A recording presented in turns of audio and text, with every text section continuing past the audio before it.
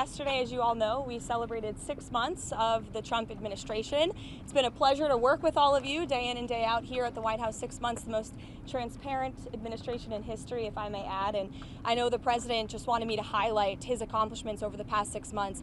As you all remember, because you all covered it on the campaign trail, the president really promised the American people many things, but at the top of that list was to defeat the Biden inflation crisis and to secure our border and our homeland. And I think you've all seen in 6 months' time, the president has delivered on those two core campaign promises. Inflation is now running at a 2.1% annual rate. You look at our southern border, look at the numbers. Just last month, 0 illegal aliens were released into our country. And then look at what the president has done on the world stage. He has ended wars like India and Pakistan. He continues to work aggressively to end the war in Russia and Ukraine. He completely obliterated Iran's nuclear sites. He has continued to hopefully negotiate a ceasefire between Israel and Gaza to end that conflict and release all of the hostages. We've seen many of the hostages released as a result of this president's efforts. And this president is working around the clock every day to deliver on the promises he made. You also look at some of the cultural issues, to abolish DEI from our federal government and our military, to effectively end men and women's sports, which is a huge common sense policy that the American people support. And then if you look at the president's strong executive orders that have effectively ended the chemical castration of young children in our country. Just today, Washington, D.C. Children's Hospital in this city has announced they are no longer going to be prescribing puberty blockers to minors. This is a huge win for America and our children. There's certainly more work to do, and the president is doing it right now, and he will continue for the next 3.5 years. But certainly we've accomplished so much in just 6 months, and I'm happy to take some questions. Go ahead. Was the president serious, or was he joking this weekend when he said he might block a Washington Commanders stadium deal if they don't change their name? The president was serious, and it's part of the art of the deal, part of his negotiating skills. As you know, sports is one of the many passions of this president, and he wants to see the name of that team changed. Why is he getting involved in that? Why does he see that as part of his purview? I think you've seen the president gets involved in a lot of things that most presidents have not. He's a non-traditional president. He likes to see results on behalf of the American people. And if you actually poll this issue with sports fans across the country and even in this city, people actually do support the president's position on this and the name change. Michael. Thank you, Karoline. Michael, go ahead, and then Mary, you can go. Thank you, Karoline. What's the White House's reaction to Senator Chuck Grassley today releasing the formerly classified Clinton annex showing that the Comey-led FBI failed to fully investigate Hillary Clinton's use of a private email server, also failed to really look into thumb drives with potential national security risks on them, and emails from President Obama? It comes as no surprise, unfortunately, and I think that's why you've seen the FBI open up investigations into the individual you mentioned and some others as well. Caroline. The president just ordered the FBI to release the full Epstein files, just get it all out there. The president has said if the Department of Justice and the FBI want to move forward with releasing any further credible evidence, they should do so. As to why they have or have not or will, you should ask the FBI about that. Go ahead. More information, Caroline. It's up to the Attorney General. Does the president have any message for the countries that are planning to attend the two-state solution conference taking place later this month?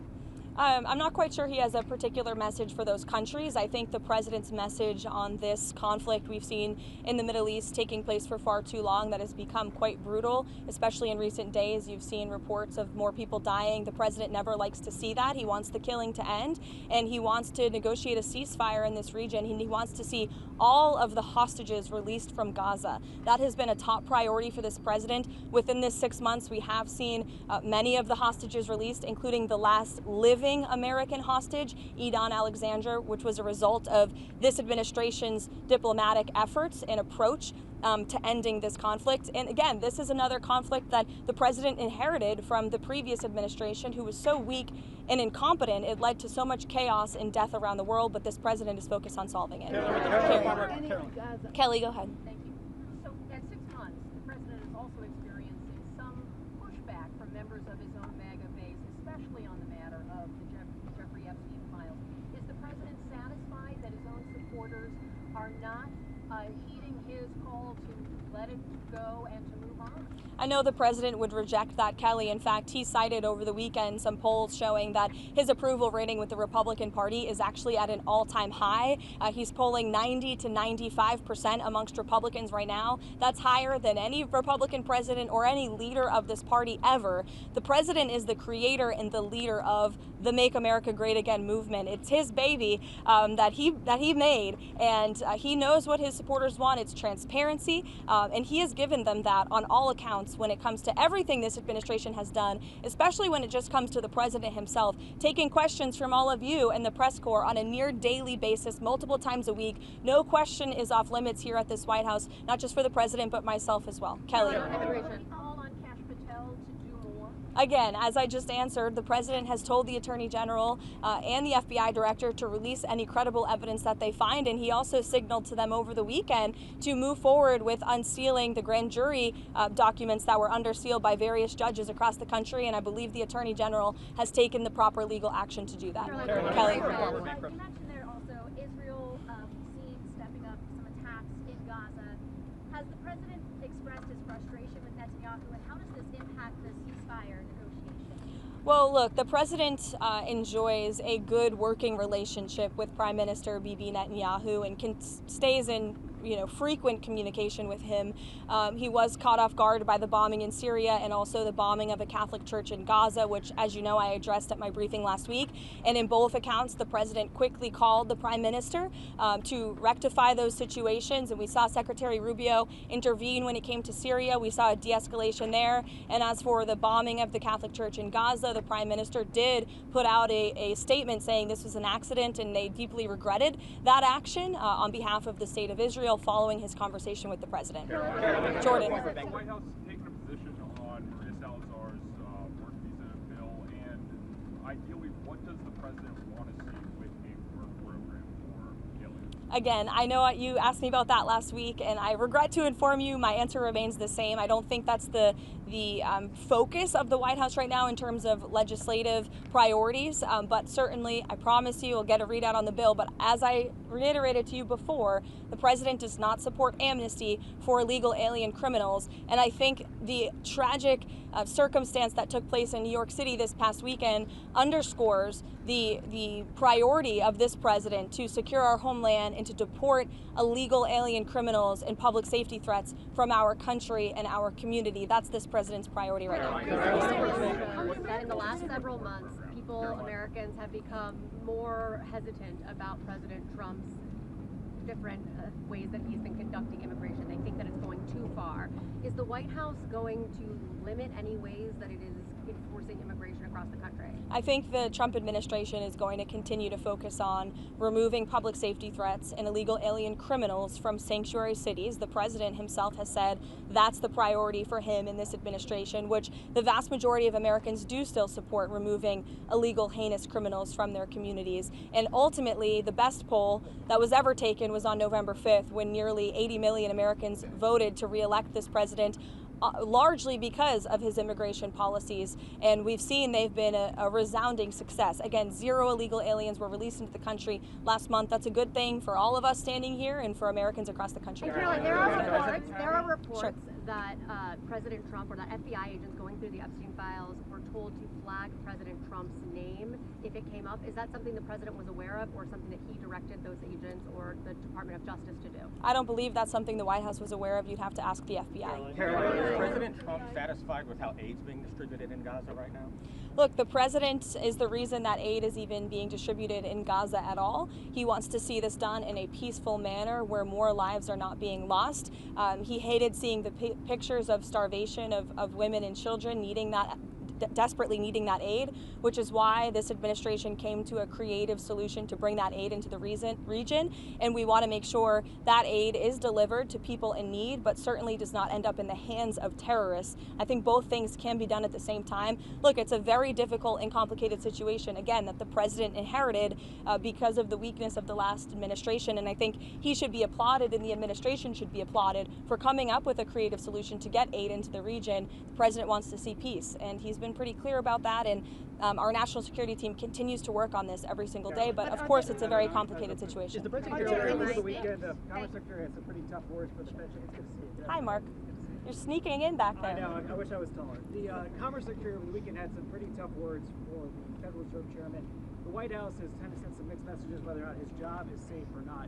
Will Powell be allowed to finish his term as Federal Reserve Chairman or not?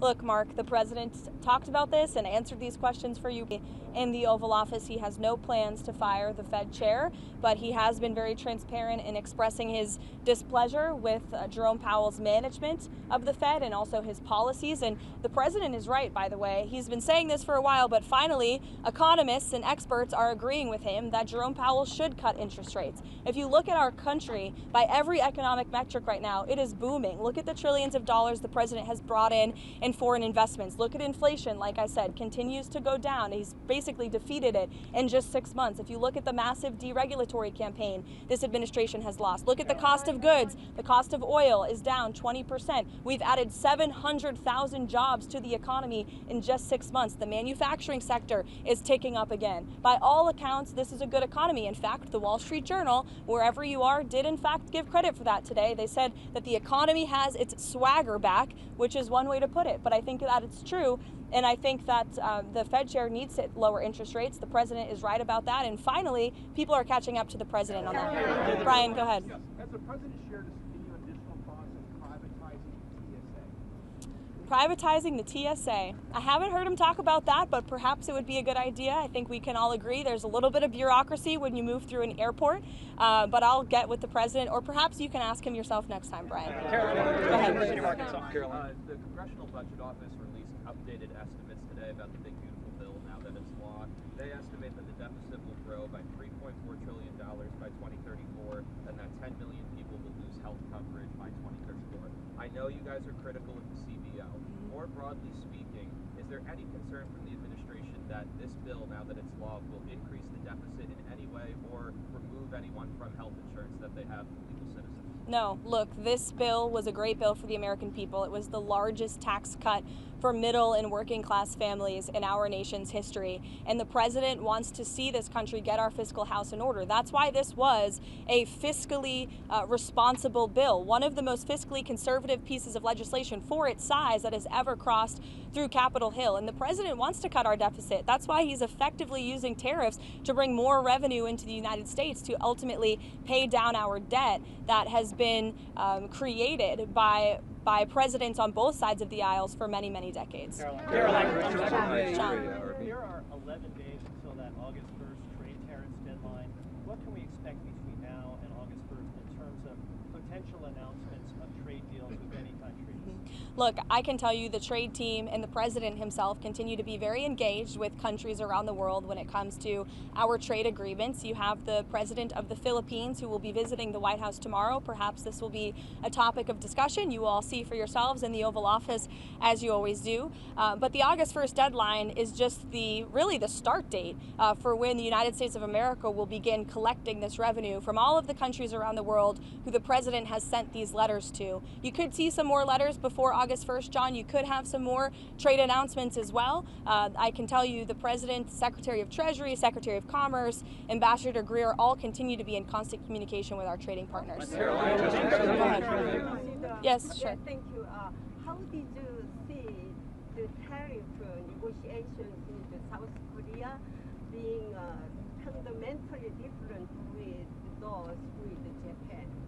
I can check in on the status of the South Korean trade talks for you. Special envoy visiting Lebanon regarding disarming Hezbollah. Does President Trump still believe diplomacy? Who is visiting? Tom Barak. Tom Barak. Okay. Special envoy Tom Barak is visiting Lebanon regarding disarming Hezbollah. Does President Trump still believe diplomacy can work with Lebanon while Hezbollah keeps its weapons? Look, I think the president wants to see diplomacy work with Lebanon and all of the partners in the Middle East. You know, the president has been very clear when it comes to his priorities for Iran. He obliterated their nuclear capability, and I understand that the administration continues to be open to talks with Iran if we deem them necessary. As for Tom Barak's trip, I know the president supports him and he's doing a great job in Syria. Caroline. administration sent nearly $1 billion in taxpayer funds to the left organization in Israel to oppose Israeli Prime Minister Benjamin Netanyahu. What is the White House reaction? Well, it's not a surprise to me that the previous administration sent billions of dollars overseas for useless priorities that don't advance America's interests. We've seen a lot of that, which is why this administration has been very focused on clawing a lot of that money back and making sure the American government is spending American tax dollars on America's priorities. Thank you, guys. I'll see you later.